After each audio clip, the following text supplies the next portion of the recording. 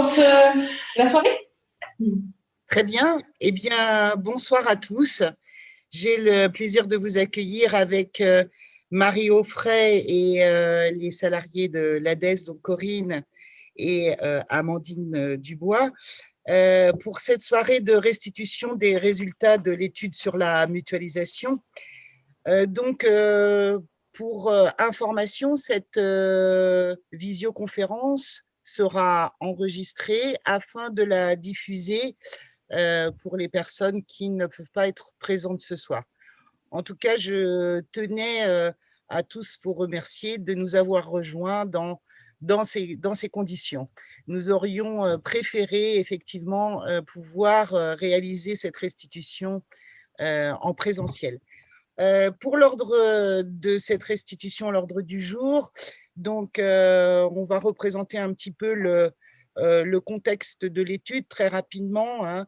Alors, c'est ma charge ce soir puisque dans le cadre du stage de Marie sur le pôle, j'ai fait partie du comité de pilotage du suivi du stage, ainsi que Michel Fillon, qui est aussi au conseil d'administration et qui est présent. Je lui ai fait un petit coucou tout à l'heure. Donc, pour l'ordre du jour, une première partie qui sera sur la présentation de la mutualisation d'emploi, résultats plus présentation du groupe de travail sur le GE associatif.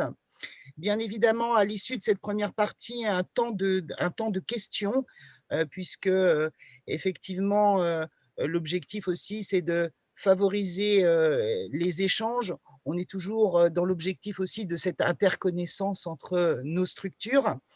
Et puis, une deuxième partie sur la mutualisation du matériel.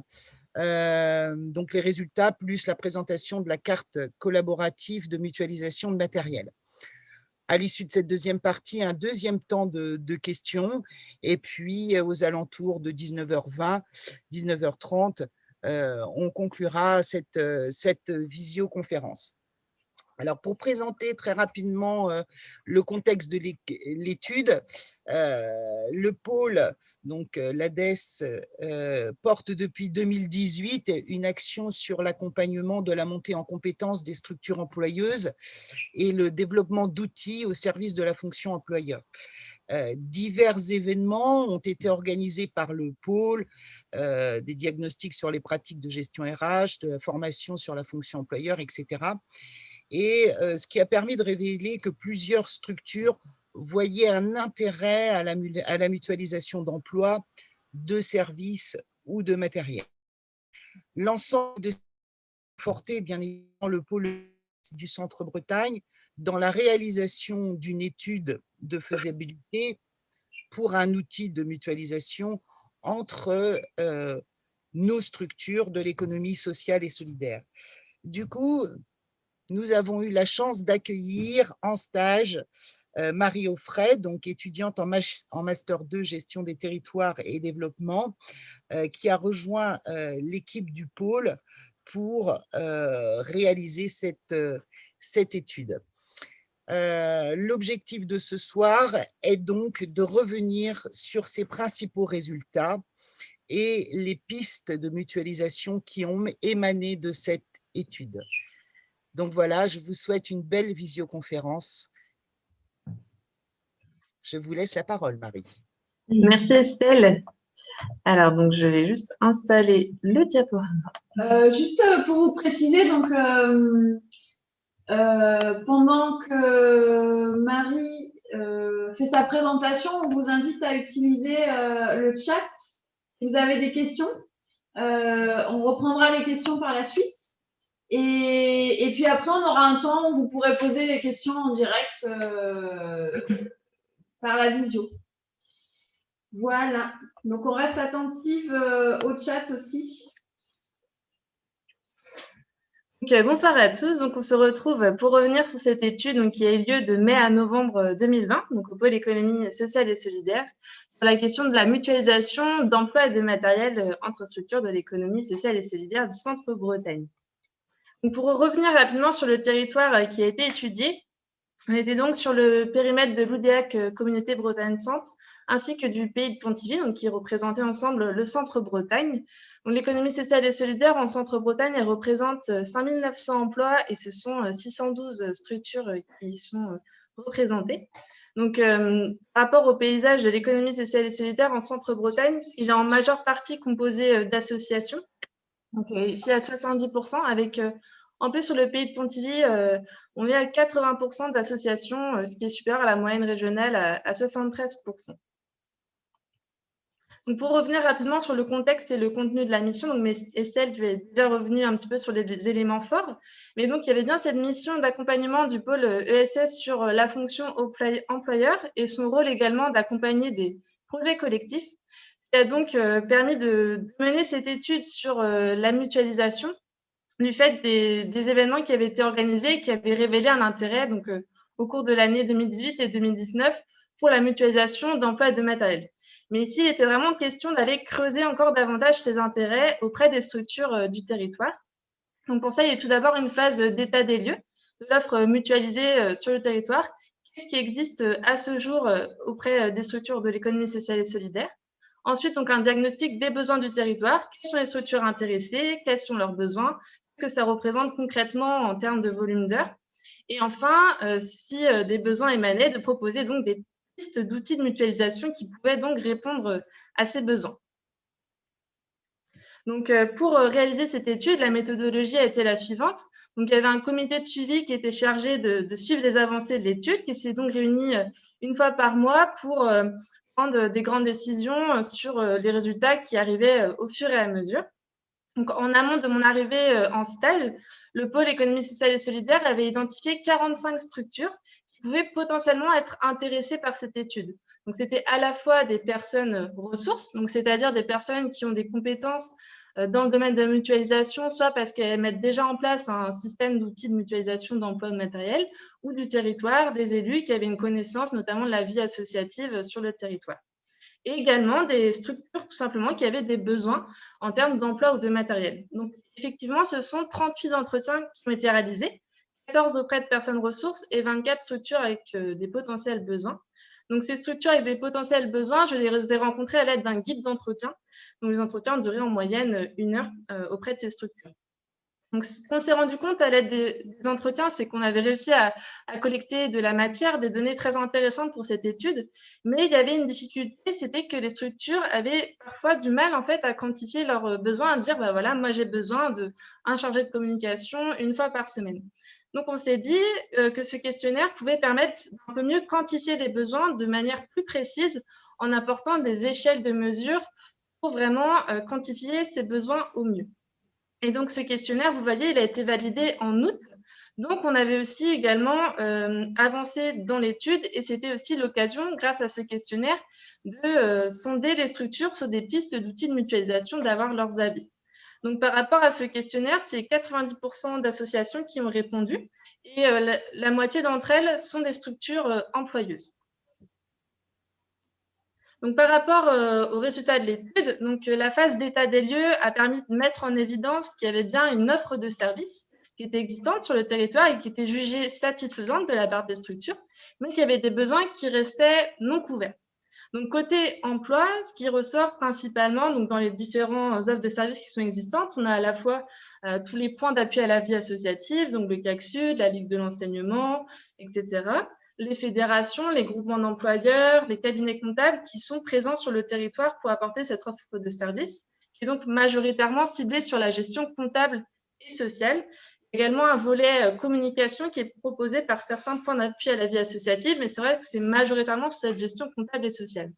Et grâce au questionnaire, on a pu se rendre compte que les structures, elles s'estiment satisfaites vis-à-vis de cette gestion comptable et sociale, que ce soit une gestion qui soit faite en interne, un cabinet comptable ou via un point d'appui à la vie associative.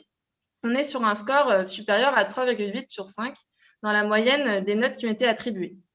Alors après, il y avait aussi une possibilité pour les structures de noter quelques difficultés si elles en voyaient vis-à-vis de cette offre de service. Et ce qui a été soulevé majoritairement, c'est donc le manque de proximité géographique de certains organismes de gestion Également, le manque de conseils spécifiques liés au secteur de l'économie sociale et solidaire. Et enfin, lorsque la gestion elle est réalisée en interne, ce qui est soulevé comme difficulté, c'est la part de travail conséquente qui est consacrée pour les salariés de la structure.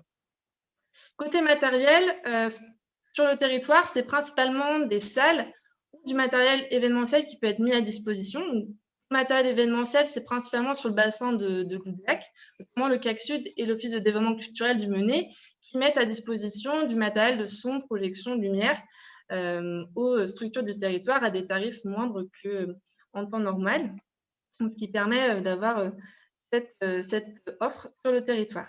Mais donc, ce qui est émané par la suite, c'est qu'il y a des nouveaux besoins qui apparaissent.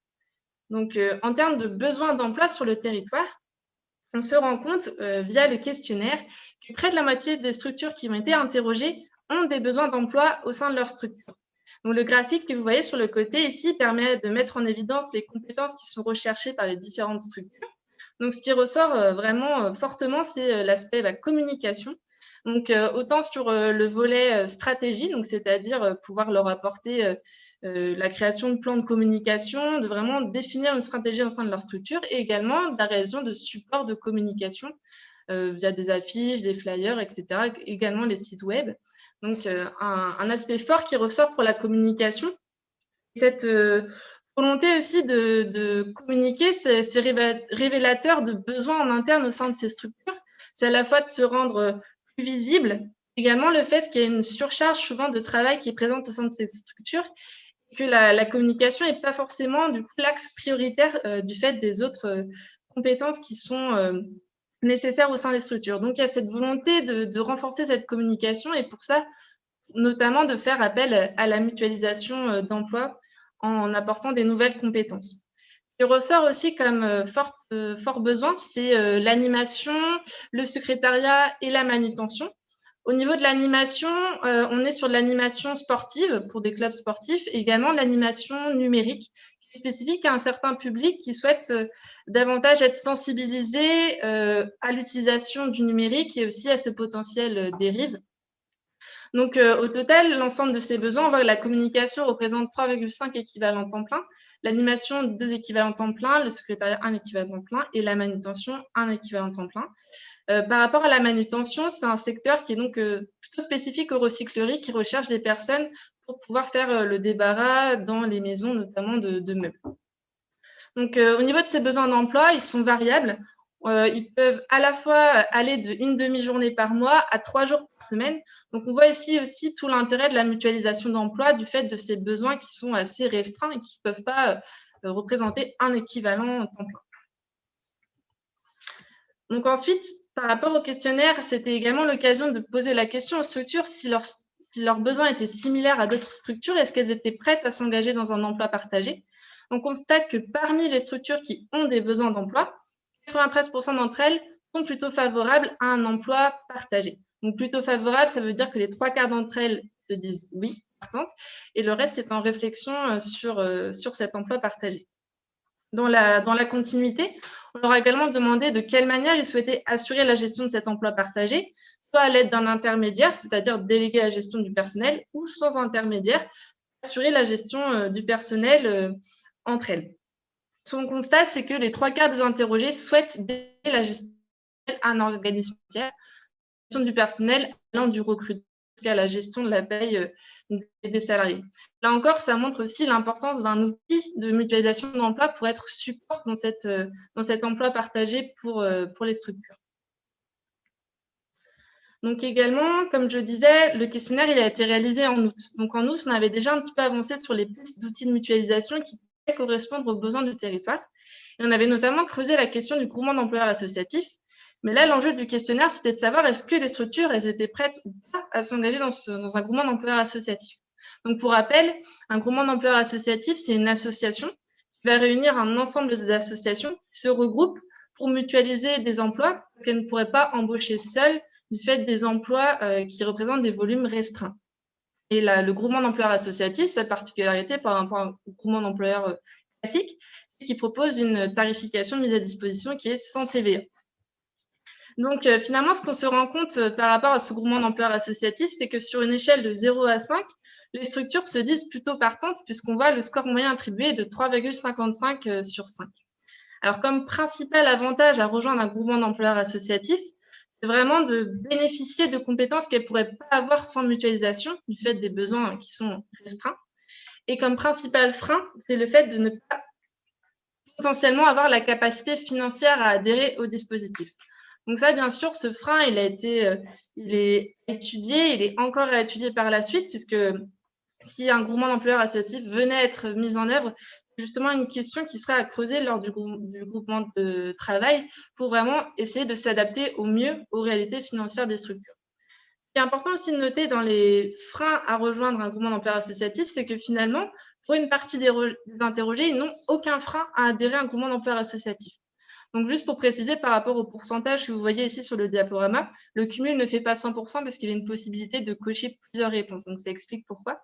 Mais en tout cas, on se rend compte que quand même, un quart des interrogés estiment ne pas avoir de frein vis-à-vis de ce groupement d'employeurs associatifs. Donc, comme je disais, donc finalement, la piste du groupement d'employeurs associatifs a été la proposition d'outils qui a émané de cette étude. Et donc, elle reste à confirmer via la création d'un groupe de travail qui va être composé d'associations du territoire qui vont aller creuser cette question. Alors, donc, pourquoi on s'est orienté vers le groupement d'employeurs associatifs? Pour plusieurs raisons, parce que, donc, comme je disais, il y a plusieurs dispositifs qui ont été étudiés, notamment un dispositif Vantet de mutualisation de compétences, mais qui n'était pas adapté au territoire. Il y a également une volonté qui est ressortie lors des entretiens auprès des structures, d'avoir une structure qui est de proximité et de bénéficier pour certaines personnes de la présence d'un professionnel dans la structure. Donc, c'est ce que permet et offre le groupement d'employeurs en mettant au sein des structures des personnes qui ont les compétences pour assurer les besoins des structures. Également, sur les territoires, on a un groupement d'employeurs qui est déjà existant. Et l'objectif de cette étude, c'était d'être en complémentarité avec ce qui se faisait déjà sur le territoire. Et donc, ce groupement d'employeurs qui est déjà existant, il y a une possibilité d'y adosser un groupement d'employeurs associatif. Je ne rentre pas dans les détails juridiques, mais en tout cas, c'est cette possibilité qui existe et qui fait qu'aujourd'hui, ce groupement d'employeurs associatifs, il reste à approfondir sur le territoire. Ensuite, il y a également une concertation qui a été mise en place avec les acteurs du territoire lors du stage en novembre, de se faire réunir l'ensemble des associations qui étaient intéressées par ce groupement d'employeurs associatifs en présence de la directrice du groupement d'employeurs classique du territoire pour échanger avec eux et savoir s'ils étaient intéressés ou pas vis-à-vis de ce groupement d'employeurs associatifs. Ce qui ressort de cette concertation, c'était l'intérêt d'avoir pu, pour les structures, de se réunir autour d'un sujet commun. Ce qui ressort aussi, c'est que ça demande un certain engagement, mais que des structures se disent plutôt partantes, d'autres restent encore en réflexion, mais en tout cas, les structures sont partantes. Et pour résumer, en tout cas, cette concertation qui avait été donc citée par une personne qui était présente, c'est que donc une première pierre de la maison avait été posée, mais que les réflexions restaient donc encore à être approfondies. Donc, c'est pour ça que ce groupe de travail est constitué et donc il va aller creuser les questions notamment de gouvernance, du fonctionnement en interne de ce groupement d'employeurs associatifs, le modèle économique pour s'adapter au mieux aux réalités des structures.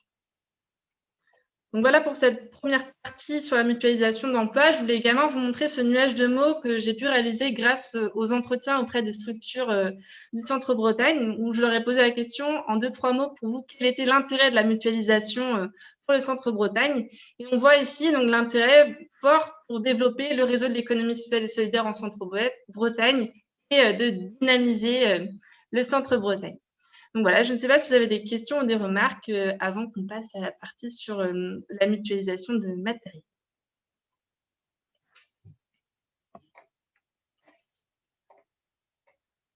Alors du coup, soit vous pouvez poser vos questions sur le chat sur le côté, vous pouvez aussi prendre la parole, il suffit juste de réactiver votre micro en bas de votre écran et du coup de parler, tout simplement. Si vous avez une question ou des demandes de précision à Marie sur cette première partie de l'étude. Peut-être pour préciser aussi, donc, ce que disait Marie, il y a eu un premier travail avec les structures qui avaient répondu au questionnaire et qui s'étaient intéressées pour une réflexion sur un groupement d'employeurs associatifs.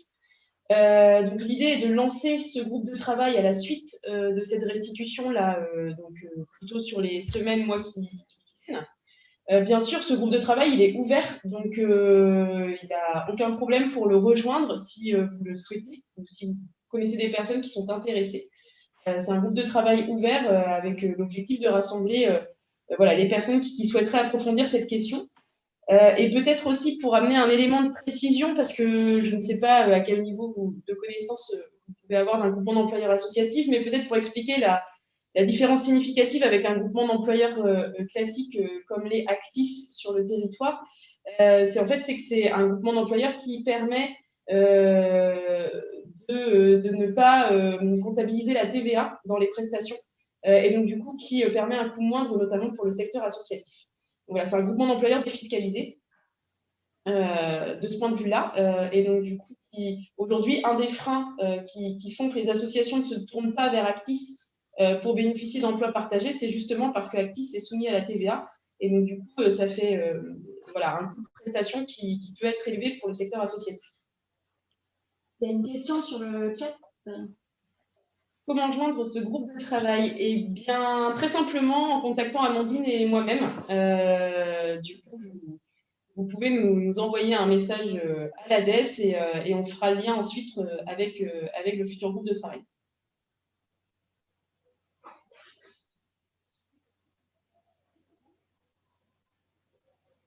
Est-ce qu'il y a des réactions, des questions? C'est très clair. Okay. Et ben, du coup, on va passer à la deuxième partie. Alors, donc, pour partir sur cette deuxième partie sur les besoins en matériel, alors, ce qu'on s'est rendu compte, c'est que finalement, les besoins en matériel du territoire, ils étaient en quelque sorte synonymes d'un manque d'interconnaissance des acteurs. Alors, pourquoi? Parce que, donc, en fait, les besoins qui ont été cités en entretien, donc, ils sont divers. Ça peut à la fois aller sur de l'informatique, des véhicules liés à l'organisation d'un événement, de la mutualisation d'expositions entre différentes associations. Donc, c'est des besoins qui sont divers, qui peuvent être communs à certains secteurs d'activité ou pas. Et ce qui est fort ici, c'est que ces besoins, ils sont similaires. Et dans une mutualisation de matériel, c'était vraiment un point crucial, c'est que ces besoins étaient similaires entre les structures. Et ce qu'on se rend compte également, c'est que des structures qui sont proches géographiquement, parfois du même secteur d'activité, peuvent mutuellement répondre à leurs besoins sans le savoir. Et c'était donc ici, là, tout l'enjeu de cette étude, c'est de mettre en interconnaissance ces acteurs, puisque en fait, on s'est rendu compte que mutuellement, ils pouvaient répondre à leurs besoins. Donc, par rapport à ce qui ressort vis-à-vis des besoins en matériel, ici, le questionnaire n'est pas venu questionner les besoins, mais plutôt de savoir si les structures avaient du matériel à mutualiser. Et ce qu'on se rend compte, c'est qu'on a une très belle collection de matériel qu'on a pu constituer juste à l'aide du questionnaire. Et on voit ici donc, les différents matériels à mutualiser des structures, donc, qui représentent 43% des répondants qui ont du matériel à mutualiser et qui représentent simplement avec le questionnaire une banque de matériel de 65 matériels. Donc, ça montre ici toute la richesse du tissu local et les possibilités qui s'offrent à mutualiser du matériel entre les structures. Du fait qu'à la fois, les entretiens ont permis de mettre en évidence qu'il y avait des besoins et que le questionnaire a mis en avant qu'il y avait une offre de besoins qui pouvait répondre à ce qui avait été vu par les structures. Également, donc, on a posé la question de savoir sur une échelle de 0 à 5, est-ce que les structures elles étaient prêtes à s'engager dans une mutualisation de matériel? Donc, on se rend compte que le score il est de 3,35 sur 5, le score moyen, et que les 3/4 des répondants ont une réponse supérieure ou égale à 3. Donc, ce qui montre plutôt un intérêt. Le score est un petit peu moindre que pour la mutualisation d'emploi, mais c'était aussi pas la totalité des répondants qui étaient concernés dans la partie mutualisation d'emploi. Également parce que dans les entretiens, il y a eu des freins qui ont été soulevés par rapport à cette mutualisation de matériel. Je vais y revenir après. Qui peut peut-être expliquer ce score un petit peu moindre, mais qui montre quand même un certain intérêt étant donné qu'il est supérieur à 3. Donc, la suite du questionnaire a également permis de poser la question aux structures. Est-ce qu'un outil qui permettait de mettre en relation prêteurs et emprunteurs de type plateforme collaborative pouvait les intéresser? On se rend compte que 80% des interrogés sont favorables à cet outil. Donc, ce qui a permis de continuer de creuser la question, de savoir quel outil pouvait potentiellement correspondre au territoire. Donc, il y a toute une phase de benchmarking pour savoir qu'est-ce qui se faisait dans d'autres régions, dans d'autres départements, en Bretagne ou pas. Ce qu'on se rend compte, c'est qu'il y a un vrai intérêt pour le numérique. Ça se met en place à l'échelle de villes ou de départements, des plateformes qui permettent en fait de recenser l'information et de permettre aux structures d'être en contact. Ce qui est ressorti aussi grâce aux personnes ressources qu'on a contactées, c'était l'intérêt d'une échelle locale pour mettre en place cet outil. Tout simplement aussi parce que si on veut se prêter du matériel, il faut qu'on soit plutôt proche géographiquement pour qu'on puisse pouvoir accéder au matériel que l'on souhaite. Donc, ce qui est ressorti également donc, comme frein majeur dans les entretiens, c'était que les structures se disaient plutôt partantes à cette mutualisation de matériel, mais ce qui ressortait comme frein, c'était la question des assurances. Comment ça pouvait se passer? Donc là, c'est une question que j'ai beaucoup approfondie. Donc, ce qui ressort par rapport à ces questions des assurances, c'est que globalement, ce qu'on peut dire, ce qui peut être intéressant, c'est de réaliser une convention de prêt. Donc, une convention de prêt, c'est un document qui permet de dire les parties au contrat, les responsabilités de chacun, de dire le matériel qui est prêté et qui permet de sécuriser le prêt si jamais il y avait la casse ou quoi que ce soit. Donc, ça permet de définir les responsabilités de chacun. Ce qui est également intéressant lors d'un prêt de matériel qu'on estime en plus de valeur, c'est la caution qui permet de sécuriser le prêt et de responsabiliser le prêt. Ensuite, après, il y a des différences qui vont se trouver dans les différentes modalités des assurances.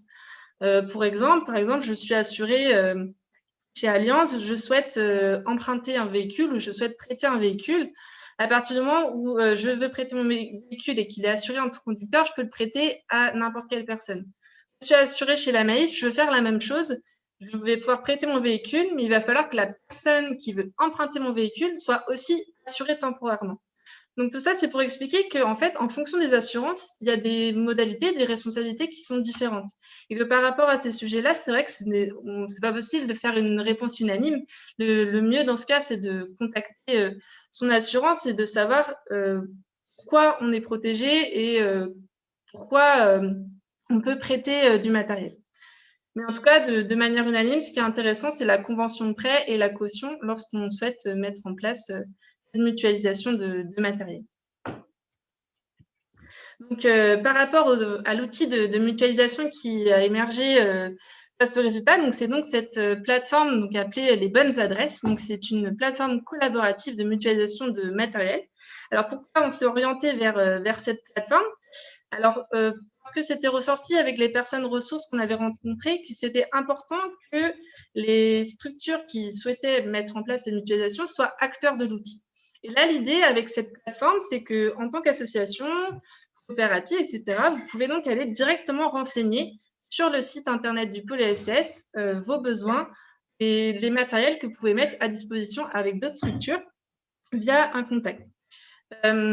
Également, ce qui a permis de mettre en place cette structure, c'est qu'on avait bien des besoins qui étaient similaires et la possibilité pour d'autres structures de répondre à leurs besoins.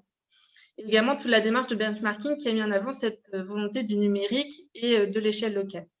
Donc, l'intérêt de cet outil, c'est vraiment d'avoir un outil qui est facilitateur, c'est vraiment le terme important, qui va faciliter la mise en lien entre les structures, qui va permettre de recenser et regrouper l'information pour les structures du territoire.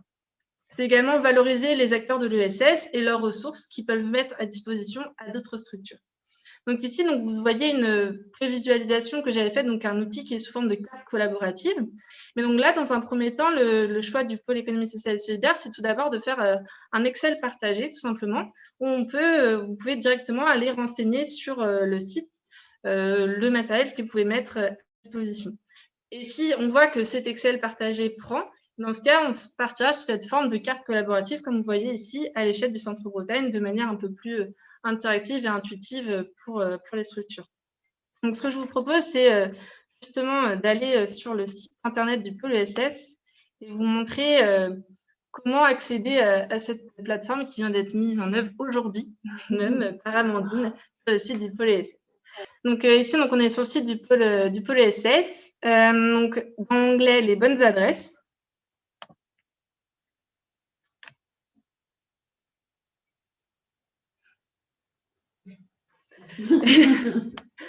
donc, on arrive ici sur l'onglet « Les bonnes adresses ». Donc, pour accéder à l'Excel partagé, vous cliquez ici. Et donc, on va atterrir donc, sur un Excel partagé, tout simplement. Vous avez donc la possibilité de renseigner les informations. J'attends que ça charge.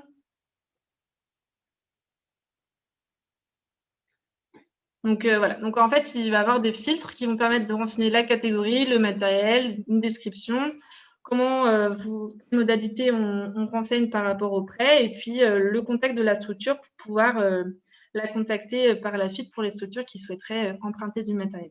Donc, il vient tout juste d'être créé. Donc, si vous le souhaitez, vous aurez donc la possibilité, en allant sur le site, de pouvoir renseigner cet Excel partagé.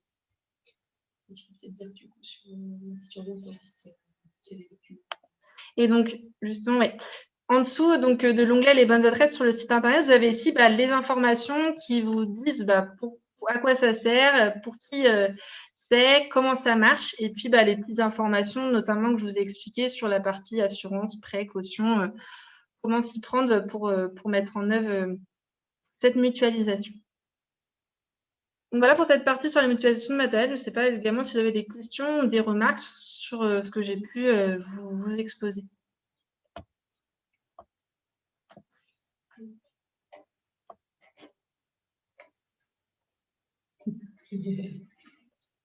N'hésitez pas. Super. C'est très clair. Merci beaucoup.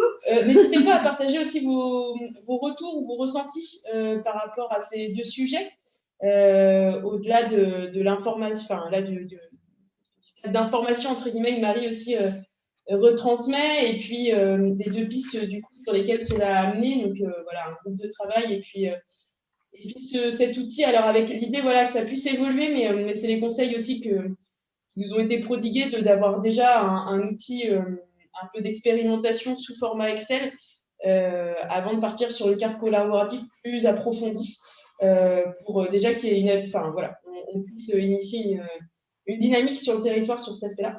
Mais et n'hésitez pas à partager aussi vos retours ou votre ressenti par rapport à ces éléments-là, ce que ça peut vous évoquer, ou en tout cas, comment vous recevez ces travaux. Moi, j'aurais une question. Qui peut mettre quelque chose sur le site de l'ADES là? Quelles sont les structures qui y ont accès? Eh bien, toutes, parce que c'est un document. Alors, pour l'accès, en gros, tout le monde sur Internet et le monde entier a accès, vu que c'est un fichier qui est partagé sur Internet. Par contre, c'est vrai qu'on l'a spécifiquement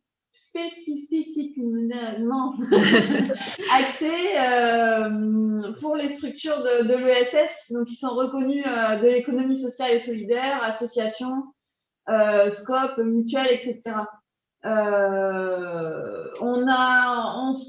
Au départ, on s'est un peu posé toutes ces questions. Est-ce qu'on filtre? Est-ce qu'il y a besoin de s'inscrire, etc. Mais ça nécessitait des étapes déjà assez poussées de mise en place sur le site avec des codes. Et on s'est dit qu'on allait l'ouvrir et qu'on verrait aussi comment les usagers allaient s'en saisir. Donc voilà, c'est plutôt accès ESS, c'est noté sur la page d'accueil justement. Et il y a un suivi qui sera fait, du coup, une régularisation sur l'outil qui sera réalisée. Pourquoi on n'ouvre pas tout de suite à tout public? Parce que déjà, l'objectif, c'est de répondre aux besoins et aux attentes des acteurs de l'économie sociale et solidaire, c'est notre rôle. D'autre part, c'est aussi un outil test aussi qu'on a envie de laisser pour l'instant aux acteurs de l'économie sociale, et en fonction de la manière dont il sera utilisé, et aussi du nombre d'outils qui seront recensés. Si vraiment il y a une appétence à faire évoluer cet outil-là pour aussi l'ouvrir à d'autres acteurs, ça sera aussi des choses qui pourront se réfléchir, parce qu'il peut y avoir des réflexions notamment au sein des collectivités, entre autres. Donc c'est des choses qui pourront évoluer et qui pourront se réfléchir plus tard.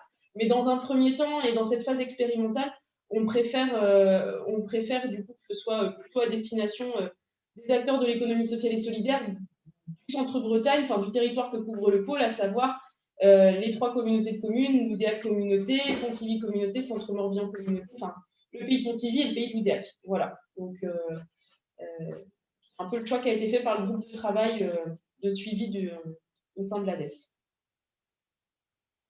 Ça répond à ta question, Nicolas. J'avais coupé mon micro. Oui, c'est bon, merci. Est-ce qu'il y a d'autres questions, réactions, avis, sentiments que vous souhaiteriez partager? C'est aussi l'occasion de faire un retour sur un peu ce que suscite pour vous ces résultats.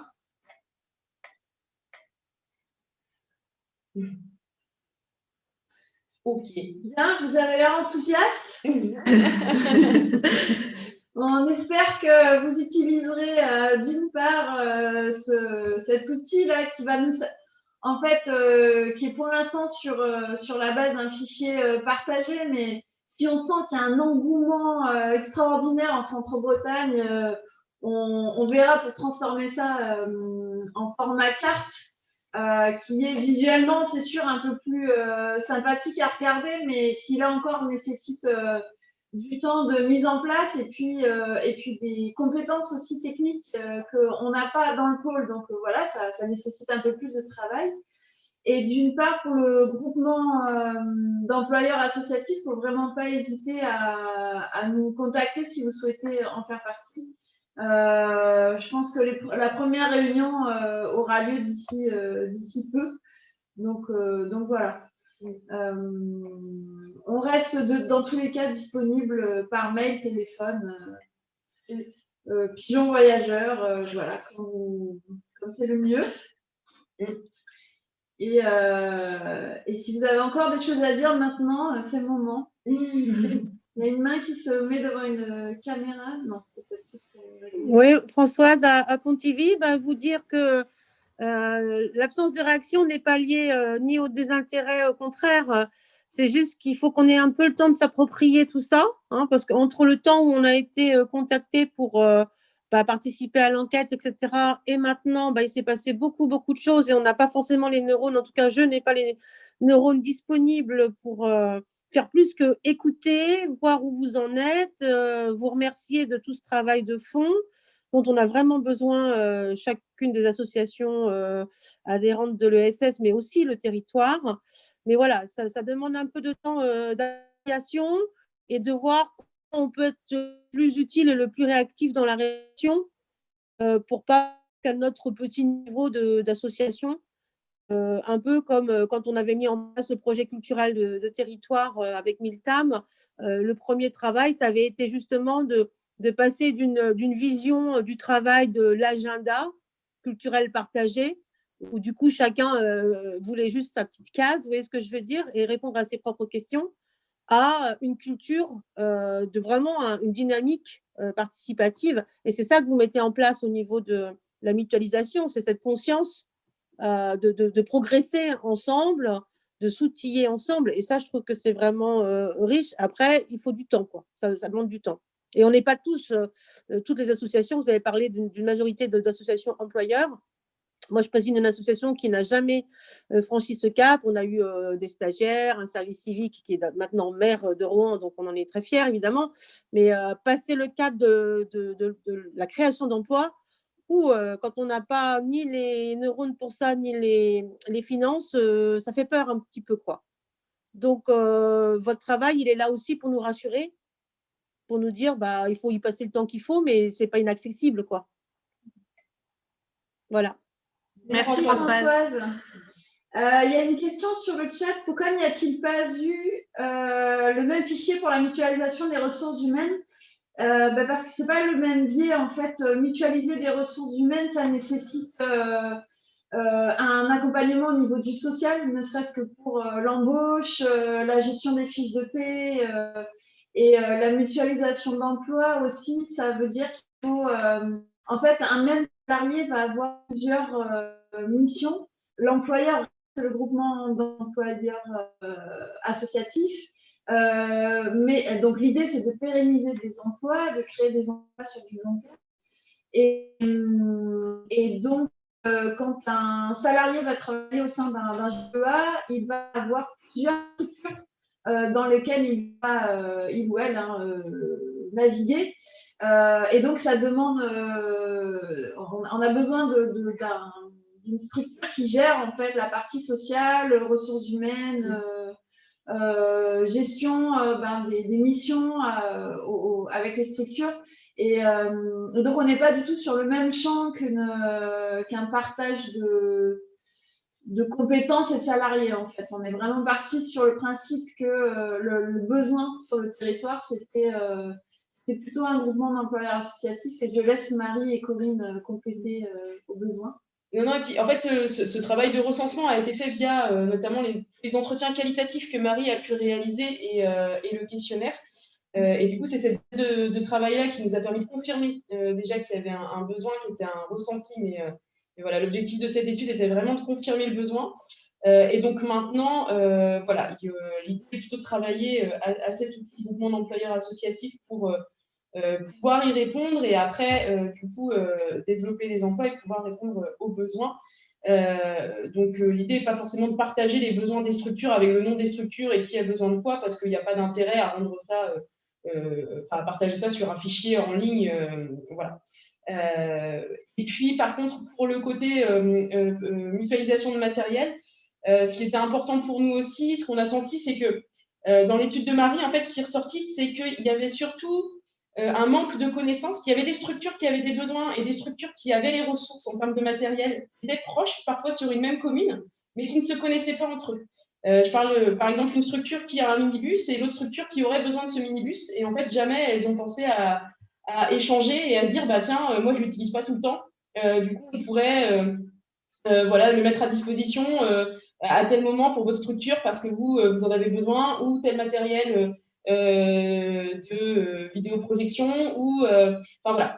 Et donc en fait, on s'est rendu compte que le vrai manque, en fait, il était le manque d'interconnaissance et le manque de vision, d'où l'objet là de créer un outil où en fait on puisse partager, les acteurs puissent partager ça sans qu'il y ait forcément une gestion qui soit faite par un tiers comme le pôle, qui n'était pas du tout le but. Voilà, mais qu'on soit vraiment dans un outil de mise en lien et que les structures puissent ensuite facilement se contacter entre elles en disant « Ah bah, j'ai vu que vous aviez tel matériel qui, moi, j'en aurais bien besoin, comment est-ce qu'on peut, est-ce que c'est possible, comment on peut fonctionner ?» Donc voilà, c'est vraiment l'objectif de créer le lien et de faciliter l'interconnaissance, qui était juste le maillon manquant pour que ce lien, ce prêt de matériel puisse se faire. Donc voilà un petit peu.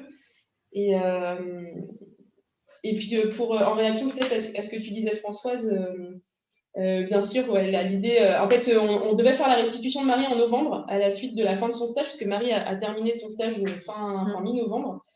Et du coup, avec le confinement en cours, on a reporté à janvier en se disant que les conditions seraient peut-être meilleures et qu'on pourrait faire un retour en présentiel. Bon, le fait est que les conditions sanitaires se sont redégradées depuis, donc nous sommes même en visioconférence, mais c'est vrai qu'il y a eu un peu de temps entre les entretiens, le questionnaire et aujourd'hui la retransmission.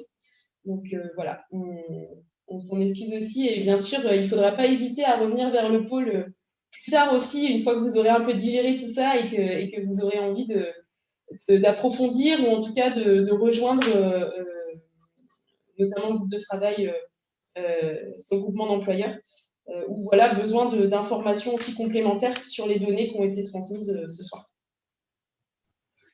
Moi, j'avais une petite question. Vous m'entendez? Ouais.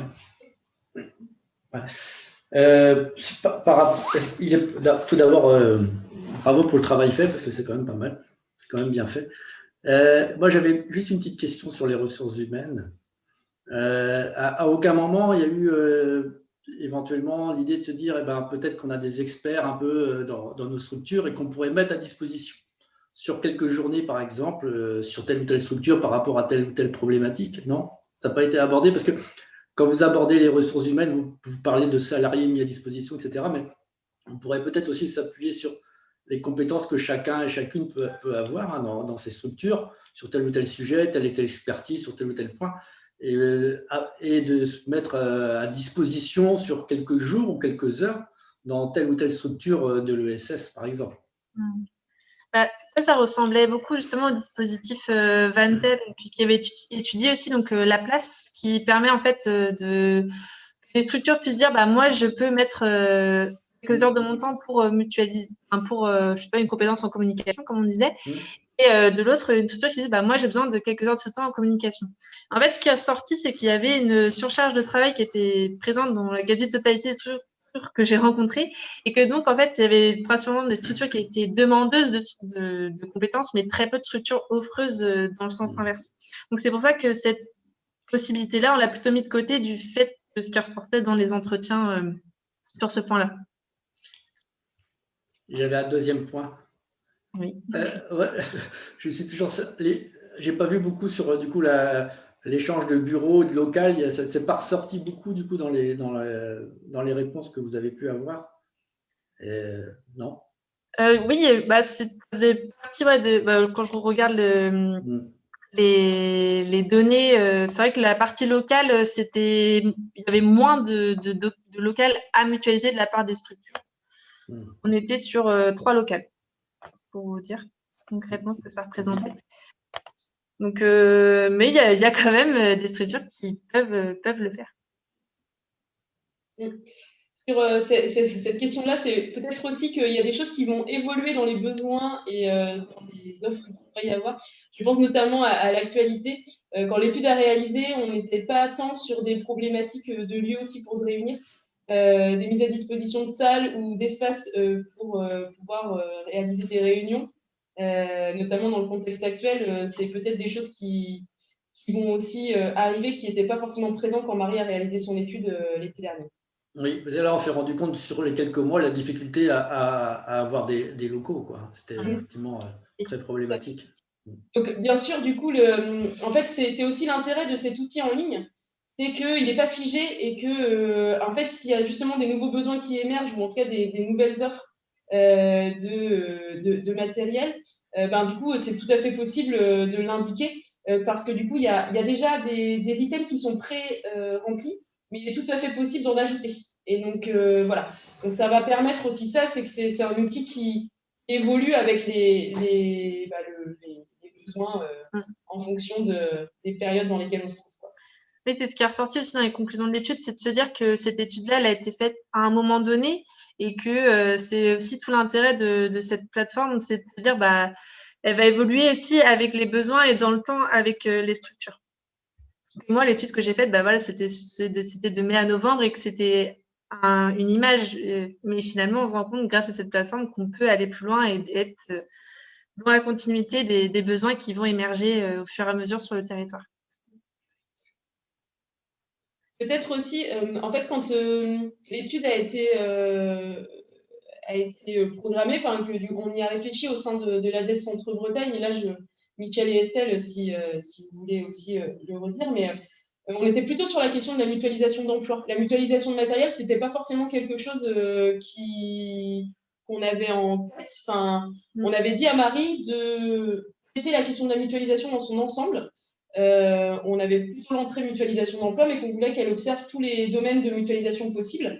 Et c'est effectivement au cours des entretiens que Marie a observé ces questions de matériel et de structures proches sur un même territoire qui pourraient s'aider et qui ne se connaissaient pas et qui n'avaient pas le réflexe de se tourner l'une vers l'autre pour s'échanger du matériel. Donc, c'est à partir de ce moment-là où on a vraiment creusé avec aussi les questionnaires cette dimension-là et qu'on en est venu à se dire qu'un outil pouvait être pertinent, mais ce n'était pas forcément quelque chose qu'on avait en tête au démarrage de l'étude. Donc, c'est ça aussi qui est assez intéressant.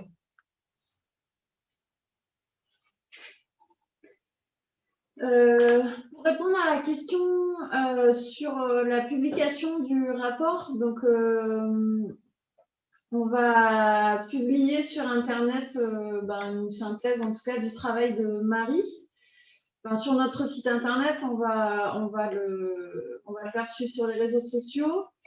Je pense que voilà, dans la newsletter également. Et donc, il y aura une vidéo qui va être diffusée suite à la soirée là, de ce soir.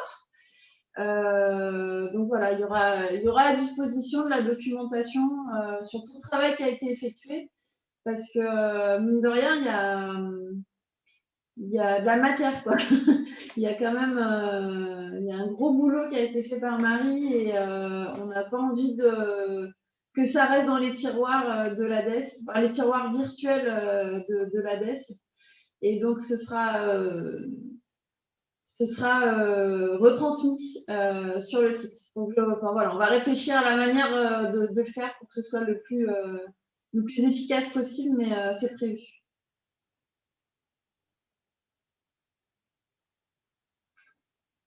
Est-ce qu'il y a d'autres réactions, prises de parole? Est-ce que tout le monde a pu s'exprimer?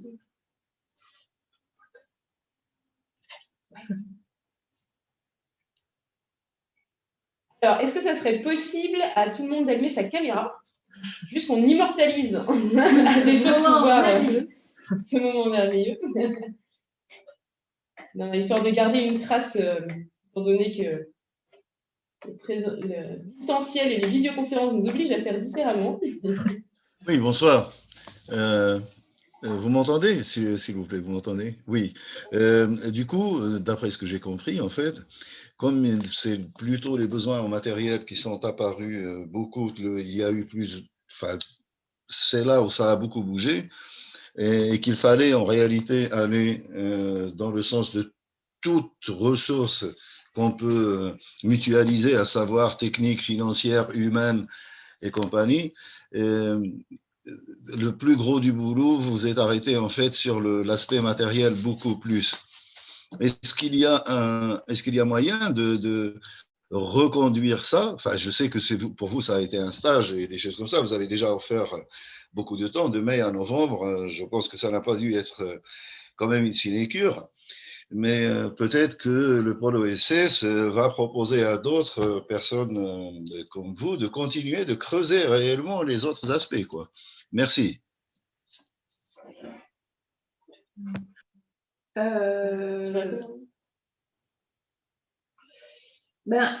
En fait, les autres aspects au niveau de la mutualisation d'emploi vont être traités par le groupe de travail qui va créer le groupement d'employeurs associatifs. C'est l'objectif, en fait. Nous, on lance un peu la machine, on a fait un état des lieux, une analyse, on a donné des préconisations, on a vu ce qui paraissait le plus cohérent au niveau du Centre Bretagne par rapport aux besoins identifiés, etc. Là, la prochaine étape, c'est que le groupe de travail qui va bosser sur la mise en place du groupement d'employeurs associatifs va se remonter les manches, et puis va, comme le disait Marie, réfléchir à la manière de le mettre en place, à son fonctionnement, à ses statuts, au type d'emploi à créer, etc. Donc va quand même y avoir un gros boulot là-dessus. Et voilà, ça va se continuer, hein. Nous, on s'est donné comme délai pour la mise sur les rails septembre 2021. Donc voilà, on se laisse 6 mois là, en tout cas, pour que le groupement d'employeurs soit à son stade de création, hein. Pas qu'il soit forcément créé, mais en tout cas, il aura abordé un peu tout le cadre, le fonctionnement, etc. Et que le groupe de travail valide aussi, parce qu'il y a encore, il y a encore pas mal de choses à creuser pour valider l'intérêt de la création de ce groupement d'employeurs associatifs. Il y a du travail à réaliser, notamment si il y a un adossement au groupement d'employeurs existant Actis, avec un portage par Actis. Il y a beaucoup d'éléments encore à débroussailler. Donc, il y a un gros premier travail qui a été réalisé par Marie, notamment de confirmation du besoin. C'était ça qui était le plus important aujourd'hui. Maintenant, il y a des mois qui arrivent pour que les acteurs concernés puissent valider et acter le fait de créer ce groupement d'employeurs. Et puis, on déterminer les statuts, parce qu'un groupement d'employeurs associatifs, c'est une association à part entière, donc ce sera les associations qui souhaiteront bénéficier de ce service, qui seront du coup adhérents et au conseil d'administration de cette association. Et le pôle va accompagner l'émergence et va accompagner ce groupe de travail dans la réflexion. Mais ensuite, voilà, ce sera, si ça évolue bien vers un groupement d'employeurs associatifs, ça sera une association indépendante qui sera gérée par les acteurs concernés.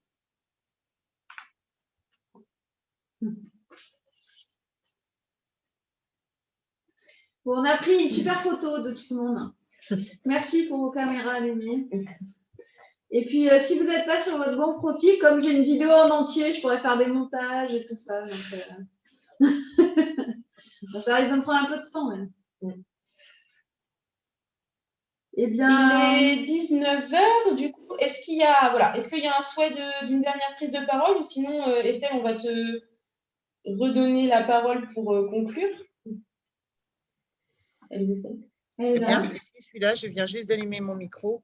Je voudrais prendre la parole pour effectivement la conclusion, mais inviter aussi Michel, qui a fait partie de ce comité de suivi du stage de Marie, à aussi s'exprimer, puisqu'on a partagé en tant que membre du conseil d'administration de l'ADES, avec vous, les salariés, et Marie, une sacrée expérience. Je peux vous assurer que sur le suivi de ce stage, les objectifs confiés par l'ADES ont été vraiment atteints. Marie, au cours de cette restitution ce soir, a ouvert des portes avec ce travail sur notre territoire, a ouvert des portes sur des valeurs qui nous sont chères, donc la mutualisation, la coopération, l'interconnaissance. Et donc, même s'il y a des choses qui existent déjà, et même dans notre contexte, je crois que ces portes qui sont ouvertes vont nous permettre encore d'avancer, en tout cas dans le cadre du pôle de l'économie sociale et solidaire.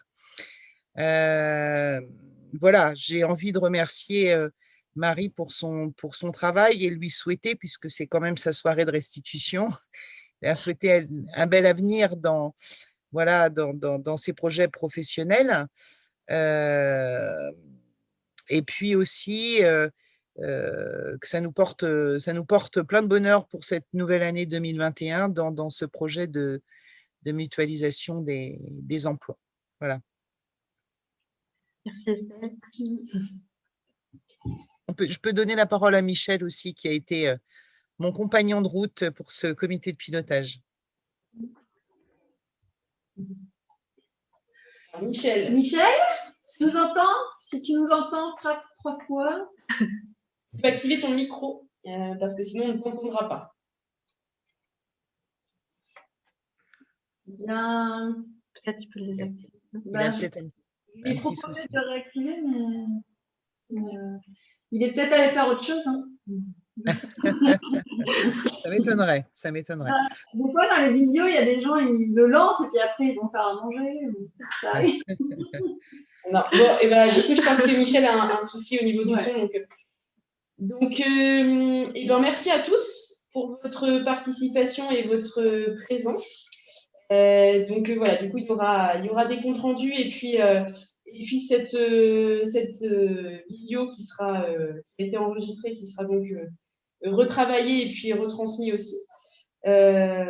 N'hésitez pas à communiquer ces éléments à des structures qui n'auraient pas forcément pour l'instant été dans la boucle et qui pourraient être intéressées.